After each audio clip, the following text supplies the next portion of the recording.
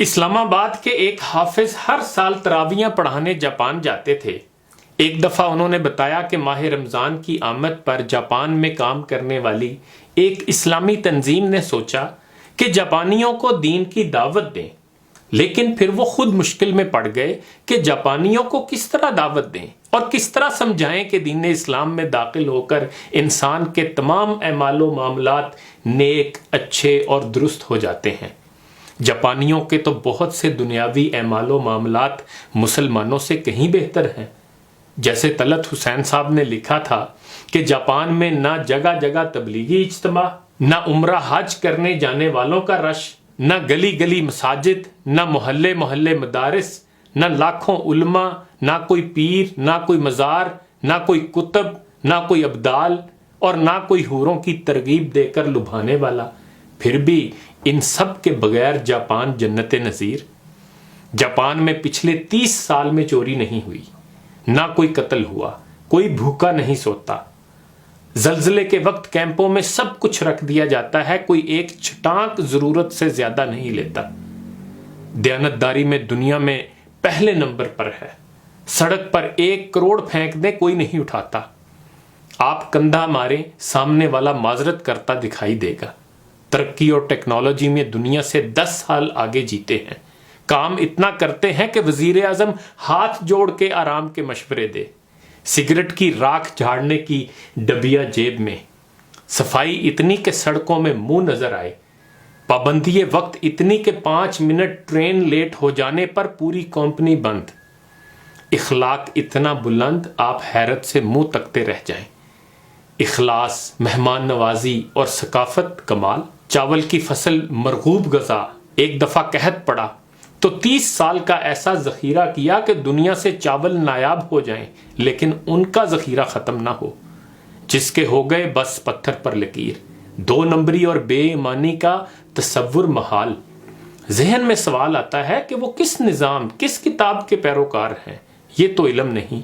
ہاں اتنا ضرور پتا ہے کہ وہ مسلمان نہیں ہیں، بلکہ انہیں مسلمان کرنے کا فریضہ مسلمانوں کو ہی انجام دینا ہے۔ سوچنے کی بات یہ بھی ہے کہ مادی ترقی اور دنیاوی معاملات میں بہتری کے عروج پر پہنچنے کے باوجود جاپانیوں کے پاس کس چیز کی کمی ہے کہ ایک خبر کے مطابق صرف پچھلے ماہ میں 2000 سے زائد جاپانی خودکشی کر چکے ہیں۔ یعنی وہاں کرونا سے اتنے افراد ہلاک نہیں ہوئے جتنے خودکشی سے ہوئے۔ کیا اس کا مطلب یہ نہیں کہ وہ دلوں کو اطمینان اور روح کو خوشی دینے والے اللہ کے ذکر سے محروم ہیں؟ روحانیت ہی میں اصل سکون و اطمینان ہے اور اس کی طرف مسلمان ہی انہیں لا سکتے ہیں، لیکن اس کے لیے مسلمانوں کو پہلے خود اپنے باطن اور ظاہر دونوں کو نبی کریم صلی اللہ علیہ وآلہ وسلم کی سیرت کے مطابق ڈھالنا ہوگا۔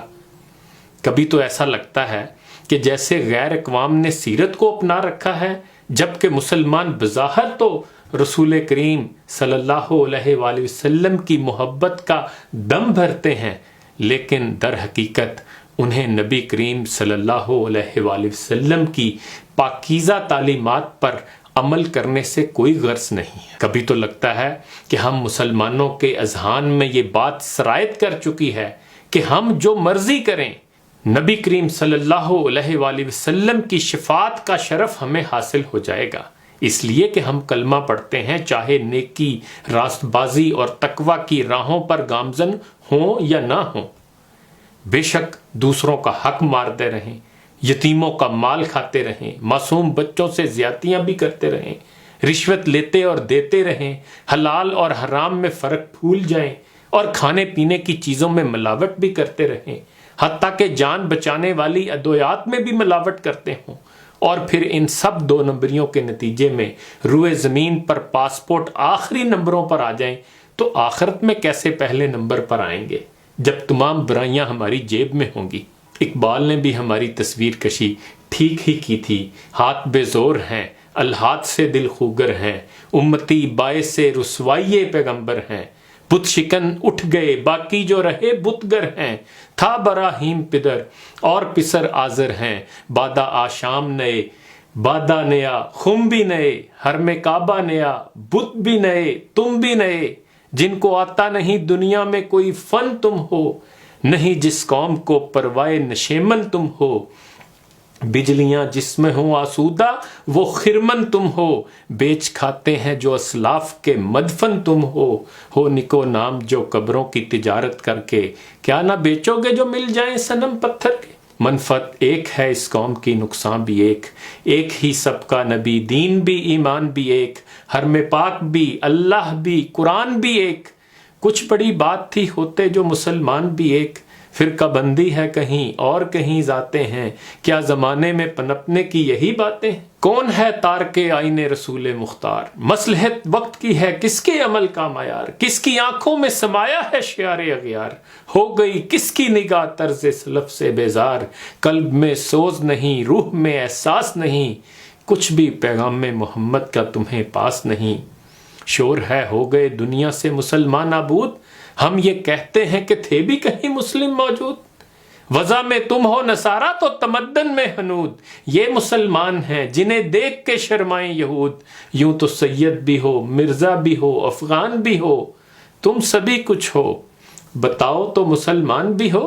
انہی گزارشات کے ساتھ اجازت چاہوں گا، اپنا خیال رکھیے گا، اللہ حافظ۔